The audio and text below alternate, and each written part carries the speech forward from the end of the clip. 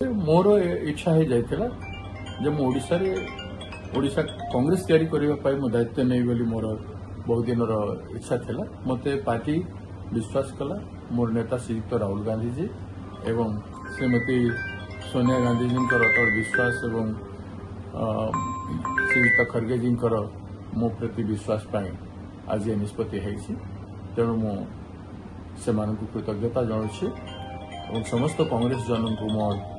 अतीत मुझे काम कर स्नेह सदा पाई सहयोग आशीर्वाद मुझे समस्त को नहीं काम करने कठिन परिश्रम करी समस्त सम्मान सुरक्षा करने मोर कर्तव्य कांग्रेस तैयारी करने कर्तव्य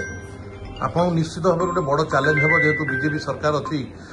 सेंटर भी बीजेपी सरकार और ओडिशा रे बीजेपी सरकार आपको निश्चित गोटे बड़ चैलेंज हम ए सब किसी ना चैलेंज एवं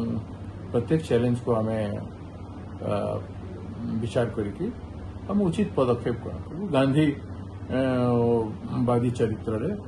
शांतिमय हिसाब से अहिंसात्मक विचारधारा को धरिकी व्यापक संगठनात्मक कार्यक्रम हम